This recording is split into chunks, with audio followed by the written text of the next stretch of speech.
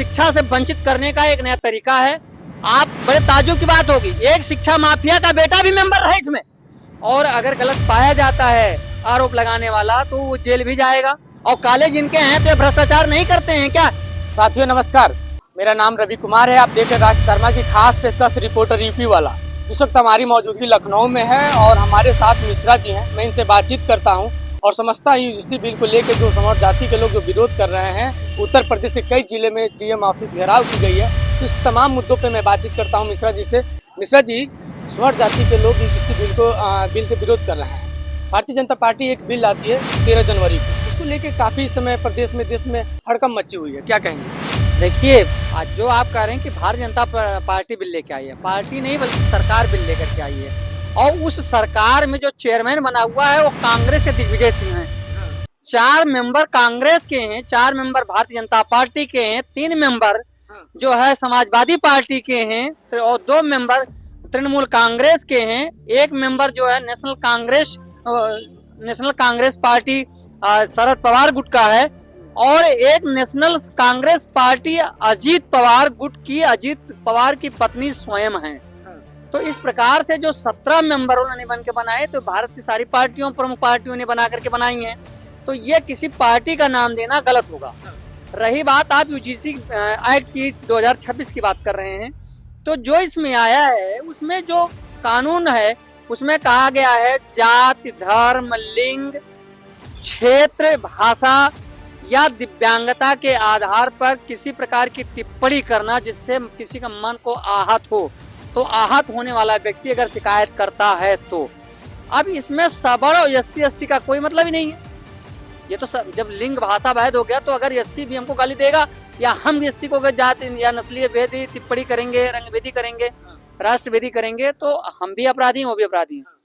बात इस बात की नहीं है कि ये पॉलिसी जो यूजीसी ने लाई है, जब ऑलरेडी भारत के कानून में नस्लभेदी टिप्पणी पर जातीय इन सबों पर बना हुआ है जिसमें एफआईआर करने का प्रावधान है, और अगर गलत पाया जाता है आरोप लगाने वाला तो वो जेल भी जाएगा। तो ये जेल जाने की जो समस्या, उसमें गलत आरोप लगाया गया यूजीसी जो मतलब यूनिवर्सिटी ग्रांट कमीशन ने बनाया है, तो वहां पर अगर शिकायतकर्ता फर्जी पाया गया कौन जांच करेगा? आप बताइए। इससे सबसे बड़ी समस्याएं जो होंगी, चाहे एससी एसटी का बच्चा हो, चाहे विकलांग हो, चाहे ओबीसी का बच्चा हो, चाहे सवर्ण का बच्चा हो, सबके लिए परेशानी का विषय है। जो उसमें कानून में कह दिया गया कि आप कोई भी शिकायत सामने नहीं आना चाहते हैं तो ऑनलाइन कर दीजिए। जब ऑनलाइन नहीं होगा तो ये कौन तय करेगा कि ये शिकायत फला व्यक्ति ने ही किया है? ये तो सामने आने पर ही, भौतिकता पर आने पर ही पता चलेगा ना। तो इससे नुकसान किसका हो रहा है? सारे वर्ग के, सारी जातियों के, सारे स्टूडेंट का नुकसान हो रहा है, गार्जियंस का नुकसान हो रहा है, सारी वर्ग सारी जातियों का नुकसान हो रहा है। तो ये जो समर जाति के लोग इतने बड़े देखा जाए हुजूम में इतनी बड़ी संख्या में जो रोड पर उतर के सरकार के खिलाफ बोल रहे हैं, भारतीय जनता पार्टी के खिलाफ बोल रहे हैं, नरेंद्र मोदी को लोग तेली सा वो करने लगे। वो नरेंद्र मोदी ने तो खुद अपने आप को तेली बताया था, जबकि वो तेली नहीं है। तेल का बिजनेस करने वाला ब्राह्मण भी है तो उसे मोदी एक ट्रेड है, जात नहीं होती है। जहां तक हमें अपना मालूम है गुजरात में ऐसा कुछ नियम है और भारत में भी उसको जात कर दिया गया। लेकिन हम बात कर रहे हैं यूजीसी ग्रांट कमीशन की बात कर रहे हैं। आप इसमें यह सोचिए कि टीचर का काम क्या है, प्रोफेसर का काम क्या है? पढ़ाना है। तो वो ज्यूरी बनेगा, वो जुडिशली करेगा, वो थानेदारी करेगा, वो पुलिसिया काम करेगा? अरे विद्यालय जो बने हुए हैं, जो ग्रांट कमीशन यूनिवर्सिटी बनी जाए, आप बड़े ताज्जुब की बात होगी, एक शिक्षा माफिया का बेटा भी मेंबर है इसमें। वो शिक्षा माफिया ब्रजभूषण शरण सिंह का बेटा कर्णभूषण सिंह नहीं है, जिनके पास 80 कॉलेज से ज्यादा हैं।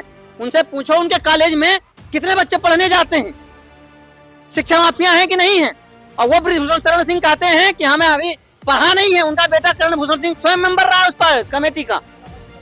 तो जब ये बात ब्रजभूषण से पूछा जाता है तो कहते हैं कि मैं इस विषय में पढ़ा नहीं हूँ, मैं पढ़ के फिर इस पर बयान दूंगा। तो उनका बेटा है ना, बेटे ने बात नहीं की होगी क्या? जब विरासत दिया है बेटे, कर्णभूषण सिंह मेंबर ही है ना उसका, है? और कॉलेज इनके हैं तो ये भ्रष्टाचार नहीं करते हैं क्या? ये कल को बच्चे को पकड़ करके कहेंगे गलत एफआईआर करा देंगे और उस बच्चे से कहेंगे हमें इतना पैसा दो वरना तुम्हारा जीवन रद्द कर देंगे, स्कूल से निकाल देंगे। और जो बच्चा स्कूल से निकाल दिया जाएगा वो कहाँ जाके पढ़ेगा? उस पर तो एक ठप्पा लग चुका होगा, उसे कहीं एडमिशन लेने का अधिकार नहीं होगा। और अगर मान लिया ये नस्ल भेदी टिप्पणियों पर जो हमारे कानून ऑलरेडी पहले से हैं उसमें FIR होता तो कोर्ट में जाएगा, कोर्ट से साबित होगा, बच्चे का जीवन नहीं खराब होगा, पढ़ाई लिखाई तो होगी ना। तो बच्चे सारे जातियों के बच्चों को शिक्षा से वंचित करने का एक नया तरीका है। यह जिस प्रकार से नेशनल एजुकेशन पॉलिसी ला करके हमारे देश में हर बच्चे से 2 गुनी फीस साल भर में वसूली जा रही है और स्कॉलरशिप आधी दी जा रही है, क्योंकि एक सेमेस्टर उसका तो सर आएगा, एक सेमेस्टर फॉर्म भरने के बाद आएगा, तो इकट्ठा वो पैसा कर ही नहीं सकता।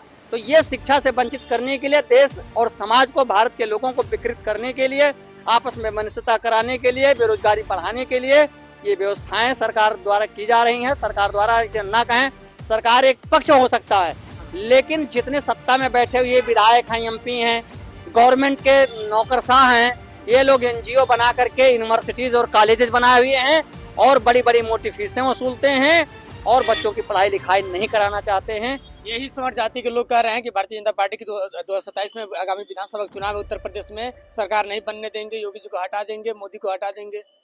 इस कमेटी में करण भूषण सिंह सवर्ण है या नहीं है? अजताब अभिजीत गांगुली ब्राह्मण है कि नहीं है? 17 मेंबर है, 17 में से 16 बताए जा रहे हैं स्वर्ण है, 1 आदिवासी है। नहीं, सवर्ण नहीं, 1 मुसलमान भी हैं। जियाउर रहमान बर्क साहब जो संभल के वो थे MP हैं, वो भी उसमें हैं। आप दलित के भी एक हैं जो समाजवादी पार्टी से ही हैं। राजीव राय सवर्ण है या नहीं है? राजीव राय आपके समाजवादी पार्टी के ही वो है ना, सांसद हैं, तो वो सवर्ण है ना, घोसी वाले। तो घोसी वाले, तो वो भी इसमें कमेटी में रहे हैं। तो यहाँ पर जात बिरादरी सारे लोगों के रहे हैं। कांग्रेस के दिग्विजय सिंह हैं और भी सवर्ण है उसमें, बांसुरी सुराज स्वयं ब्राह्मण हैं। तो इस तरीके की जवाब देखेंगे तो सवर्णों सबसे ज्यादा तो सवर्ण ही इस कमेटी में है। तो ये बच्चों को गुमराह किया जा रहा है। आखिर ये पार्टियां, समाजवादी पार्टी, भारतीय जनता पार्टी सत्ता में है, कांग्रेस पार्टी, तृणमूल कांग्रेस पार्टी, इसमें जो है बहुजन समाज पार्टी भी बोलने नहीं तैयार, जिसके एक भी सदस्य नहीं है। उसे तो आना चाहिए, नहीं आना चाहिए, नहीं बोल रहे हैं सारे लोग। ये केवल लड़ाई कहाँ है? अमीर बनाम गरीब की है। गरीब को पढ़ने ना देना है, गरीब को ऊपर नहीं उठने देना है। ये ऐसा सोच करके ये खुश ना हो SC ST या OBC विकलांग इस बात से ना खुश हो कि हमें करने का मुकदमा करने का सबको दावा है, लेकिन किसी भी इंस्टीट्यूशन को जो शिक्षा से प्रेरित हैं, शिक्षा के लिए बने हैं, उसे न थानेदार बनाया जाए न कुछ बनाया जाए। मैं एक उदाहरण देता हूँ। अभी मेरे बच्चे ने 8वें सेमेस्टर का एग्जाम BA LLB का दिया। उसमें सिया कॉलेज में लखनऊ यूनिवर्सिटी के जो टीचर गार्ड वहाँ पर के मतलब शिक्षक की ड्यूटी लगी हुई थी इन कमरे में, उन्होंने बच्चे को कुछ बात करते हुए बात पकड़ी और ये भरवा लिया फॉर्म की साहब हमारे यहाँ नकल सामग्री प्राप्त हुई, जबकि नकल सामग्री नहीं थी। उस बच्चे को फेल कर दिया गया। जब कमेटी के अंदर गया तो हमने कहा साहब हमें वहाँ की जो फुटेज है CCTV की दिखाया जाए, कहाँ हमने कौन सा उसमें हमारे बच्चे ने नकल सामग्री रखी हुई है, उसका हमें वो दिया जाए ना, सबूत दिया जाए कि जो पकड़ी गई वो तो सील की गई होगी, आप दिया जाए। नहीं हुआ तो उन्होंने बच्चे का रिजल्ट फिर घोषित कर दिया। अब बच्चे का रिजल्ट घोषित कर दिया, फिर भी फेल कर दिया। क्यों फेल कर दिया? जब आपने गलतियां देखे कहाँ हैं? गलतियां हैं जब एक बार उसने एग्जाम दिया, आपने मान लो बात करते पकड़ा है, आपने भरवा लिया। पहली बात तो ये गलत है। बच्चे का साल खराब गया कि नहीं गया? उसके जीवन में लगा कि नहीं लगा? एक थप्पा लग गया ना नकल का, वो बच्चा कहाँ जाकर के क्या करेगा?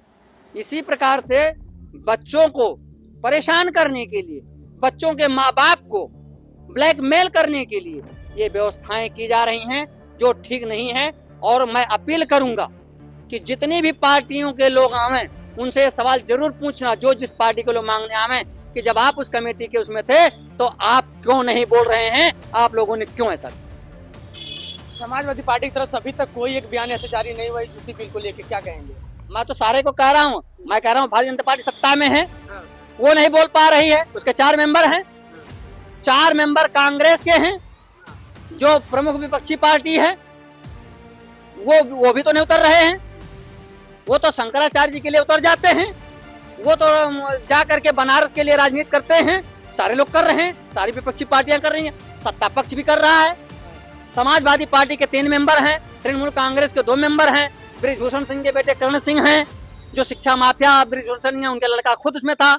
तो ये जो माफिया, शिक्षा माफिया लोग घुसे हुए हैं कमेटियों में, तो ये शिक्षा माफियों का काम करेंगे या शिक्षार्थियों का काम करेंगे, ये सोचने की जरूरत है। और आने वाले समय में मैं कहता हूं कि अगर बृजभूषण शरण सिंह या उनके परिवार के लोग आते हैं तो जिस क्षेत्र से लड़े वो लोग भी ये पूछें कि बृजभूषण शरण सिंह जब तुम्हारा बेटा था तो तुमने विरासत दी और तुम शिक्षा माफिया हो, तुम क्यों इस बात का काम गलत कर रहे हो कि हमें नहीं मालूम। दुनिया की हर चीज मालूम है, जब कानून बनता नहीं मालूम है।